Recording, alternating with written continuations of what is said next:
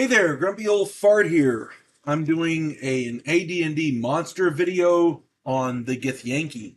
But before I get into that, if you enjoy my content, it would really help me out if you would hit the like button, subscribe to my channel, share my content on social media, and post a comment or two. Remember, I welcome your comments, even if you disagree with me. If you enjoy a good book, check out my author page on Amazon. My pen name is H.L. Anderson. If you can find, you can find all of my books there, and I like to think I write good stories that make you think. I wrote a 3-book Western series, a science fiction Western series called Drifters. I wrote a fun story about a house in New Orleans where the monsters all hang out, the house off Farrago Road. I wrote a political fantasy called The Righteous President, and I have a 2-book. I'm going to make it into a series, hopefully, but right now there's only 2 of them. The first one is Vanguard 1. The second one is Task Force Terminus. It's set in the future, science fiction. It's a study of humanity from an alien perspective.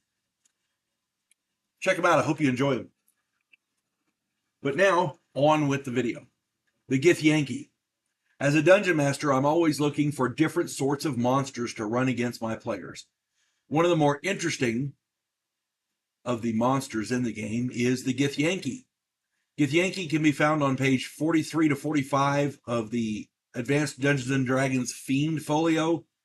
I suggest you read through the description of these beings very carefully before you use them in your game. Also note the special relationship and the warfare between the Githyanki and the Githzeri.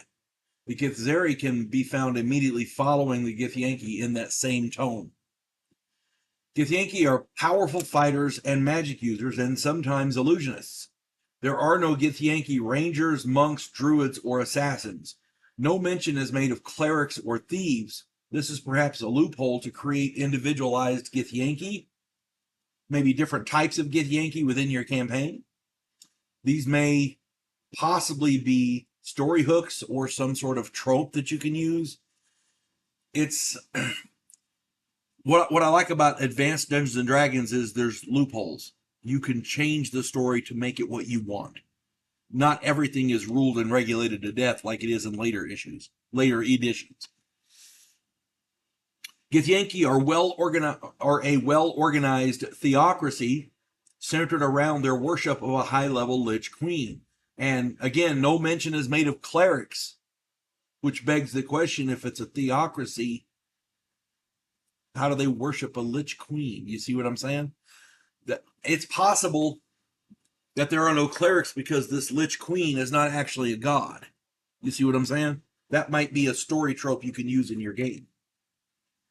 This theocracy takes the form of a feudal organization of sorts, with no lord owing any allegiance to any other lord, except for that Lich Queen. Excuse me. Each astral plane castle has a lord, and each is independent of the others.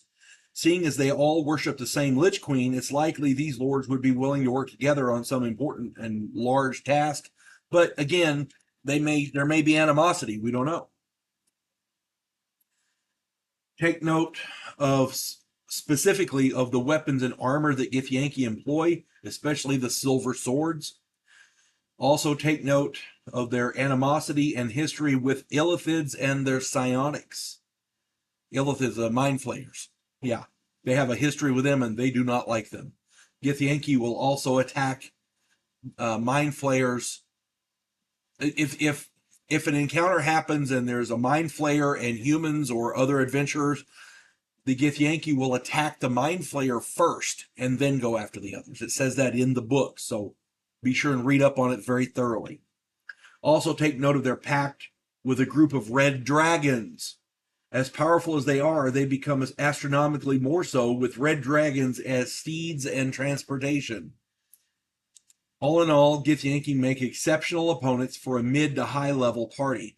You don't want to run these guys if your party's first and second level. If you do, if your campaign is set up and through the course of the game they happen to run into these and they're low level, give them an out. You do not want to force them to encounter these things. Give them the opportunity to hide, run away, whatever. Otherwise, you're just murdering your players. I'm just saying. Years ago, I was running a group of 5th to 5, 8th to 9th level player characters through a wilderness adventure. They saw in the distance a group of 4 Githyanki conversing with a red dragon on a rocky ledge. They had the option to leave well enough alone and go about their business. Instead, for some dumbass reason, these 5 players decided to try and sneak attack the dragon. Again, you cannot make that shit up. Of course, they were psionically detected by the Githyanki, and one of the Githyanki leaped onto the dragon's back and took to the air.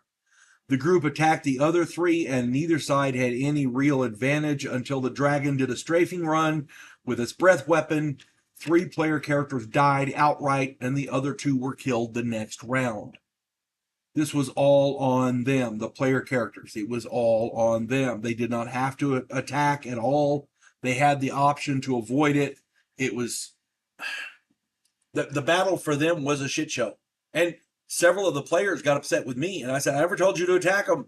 I mean, if you see 4 strange-looking creatures talking to an ancient, huge red dragon, or at least a large red dragon, any kind of red dragon, and you're only 8th or 9th level, there's 5 of you, you don't attack it. I mean, oh look, he's got a nuclear weapon, let's attack him. Oh look, he's got an armored division, let's attack him. No, you don't do that. He's got an F-15 jet fighter, let's attack him with swords. Yeah, you don't do it. That's a common sense failure on the player character's part.